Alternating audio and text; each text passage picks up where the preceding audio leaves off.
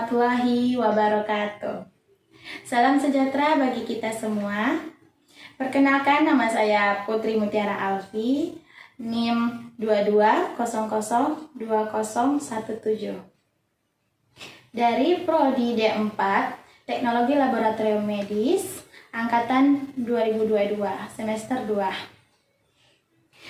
Dari Kampus Akademi Kesehatan John Paul II, Pekanbaru. Yang terhormat pada Ibu Siska Zafrida, selaku pembimbing mata kuliah komunikasi yang telah memberikan kesempatan bagi saya untuk menjelaskan dan mempraktekkan tentang service excellence. Baiklah, jangan lupa ditonton sampai habis. Baiklah, di sini saya akan menjelaskan tentang service excellence. Istilah service excellence diterjemahkan sebagai pelayanan prima di dalam bahasa Indonesia.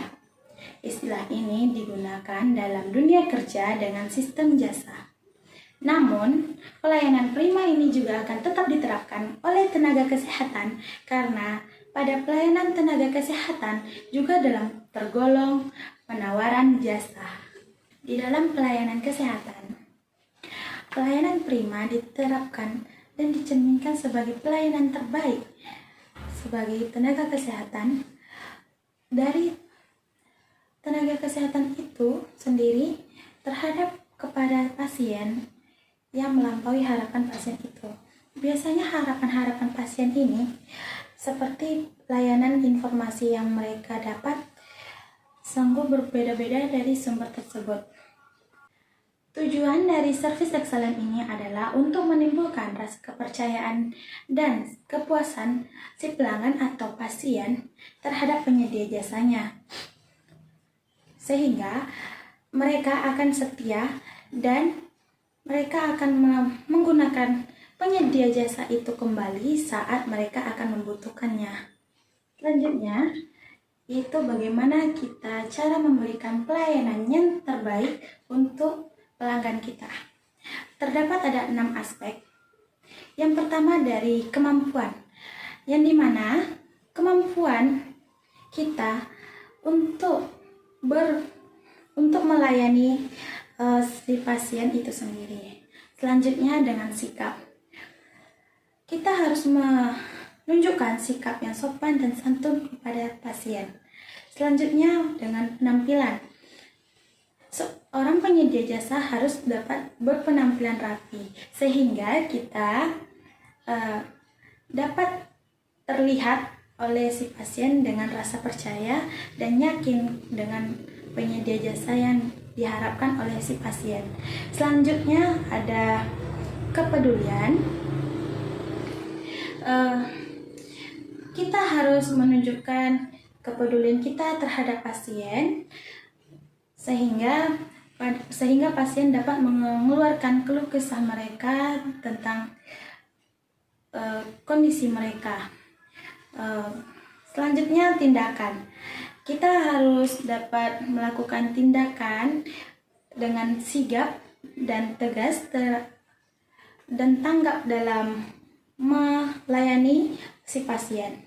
Dan selanjutnya kita harus bertanggung jawab. Bertanggung jawab di sini bukan tanggung jawab untuk menentukan hasil, tetapi kita akan menunjukkan sikap kepedulian kita terhadap si pasien yang menggunakan kita dan kita dipercayai oleh sebagai penyedia jasa tersebut. Dan tidak lupa, sebagai kita penyedia jasa di tenaga kesehatan, kita harus menggunakan 5S, yang dimana ada terdapat salam, lalu ada senyum, sapa, sopan, dan santun. Itu akan selalu berguna di dalam melayani seorang pasien. Baiklah, di sini kita akan mempraktekannya. Selamat menyaksikan.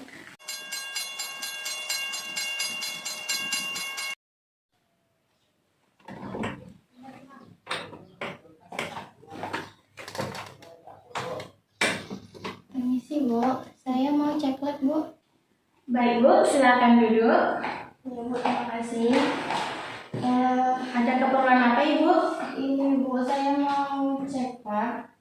Kemarin saya disuruh dokter Amin cek lab ke sini.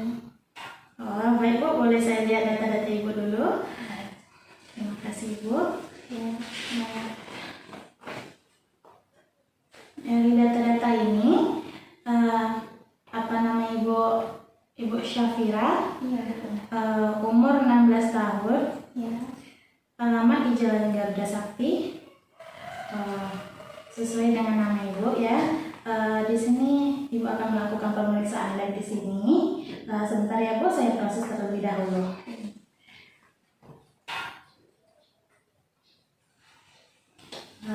Baik Bu, ini datanya ya Bu. Iya Bu, terima kasih. Di sini Bu, kita akan mengambil sampel Ibu. Sebelum itu kita akan mengambil sampel di ruang samplingnya ya Bu.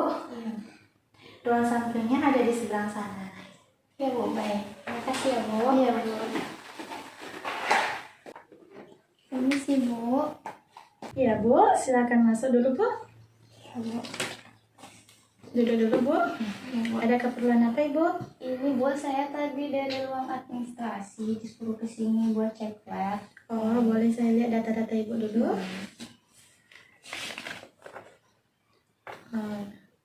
Apa benar dengan Ibu Safira, Iya. umur 16 tahun, Jalan Garuda Sakti? Baik Bu, di sini saya lihat Ibu akan melakukan pemeriksaan darah rutin. Di sini kita akan melakukan pengambilan darah terlebih dahulu ya Ibu. Iya. Sebelum itu, apakah Ibu sudah siap untuk diambil darahnya? Sudah Bu. Baik Bu, saya akan menyiapkan peralatan terlebih dahulu ya Bu.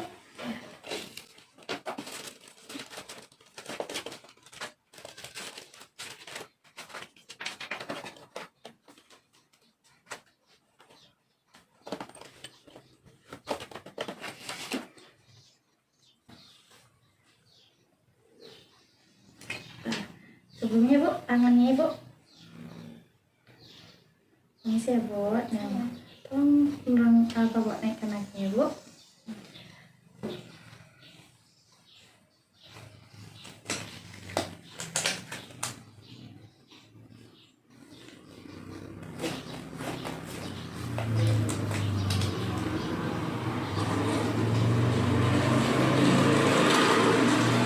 Mungkin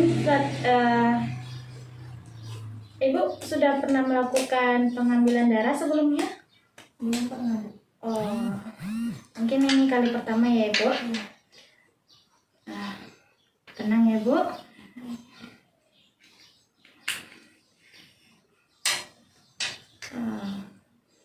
Mungkin ini sedikit sakit ya Bu pada saat pemasukan. Jadi kita Ibu harus tetap rileks ya Bu.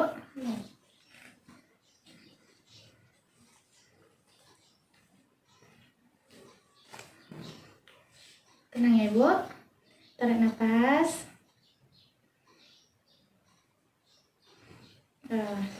Baik Bu, sudah. Tarik nafas lagi Bu.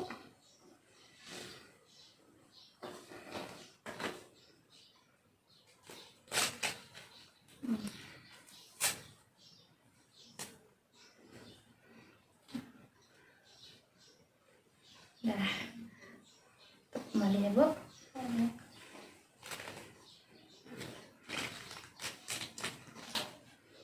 Baik Bu, sudah kita lakukan pengambilan darahnya Ibu. Nanti untuk hasilnya Ibu sekitar 40 menitan lagi ya Ibu. Ibu akan mengambil hasil datanya di administrasi lagi ya Bu. Iya. Terima kasih Ibu. Halo.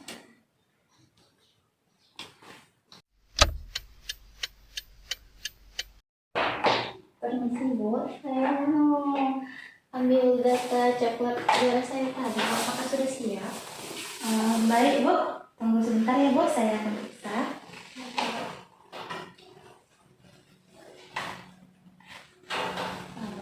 Baik Bu, atas nama Ibu Syafira, ini Bu hasil data labnya Bu. Hasil tes lab ini Bu akan dijelaskan oleh dokter yang bersangkutan ya Ibu. Iya Bu, baik. Sekian, terima kasih ya Bu.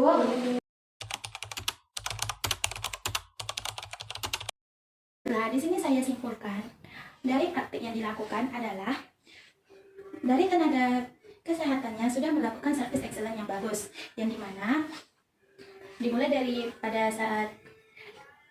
seorang penyedia jasa atau tenaga kesehatan, dia sudah melakukan 5S, yaitu dengan salam, senyum, sapa, sopan dan santun terhadap pasien. Selanjutnya mereka tidak lupa dengan berpenampilan yang rapi, tidak kusut dan berantakan, lalu memberikan rasa hormat kepada pasien. Mereka melakukannya dengan sabar, lalu dengan tenang, melakukan proses-proses di dalam pengecekan labnya. Selanjutnya pada pelayanan tersebut juga tidak lupa dengan mengingat identifikasi nama pasien, lalu tidak lupa mengucapkan terima kasih, dan juga mereka menerangkan apa-apa saja secara detail untuk menuju proses pemeriksaannya. Ya, selanjutnya pada pengambilan metode di laboratorium juga, mereka melakukan pengambilan darah dengan tenang, sabar, meyakinkan pasien terlebih dahulu untuk apakah dia sudah siap ataupun tidak. Bukan siap atau tidak, tetapi apakah pasien itu sudah siap, dan kita akan memberikan kepercayaan kepada pasien supaya mereka siap untuk diambil darahnya. Lalu pada seorang pelayan laboratorium juga melakukan pemeriksaan dengan cepat, sekitar 40 menitan dan juga mungkin lebih dari waktu yang ditentukan mungkin. Dan selanjutnya dia juga menerangkan di mana pengambilan data atau hasil data yang telah dilakukan. Segitu saja yang saya simpulkan. Apabila ada kesalahan dari kata-kata saya, mohon dimaafkan karena saya masih dalam proses belajar. Baiklah, terima kasih telah menonton video saya. Assalamualaikum warahmatullahi wabarakatuh.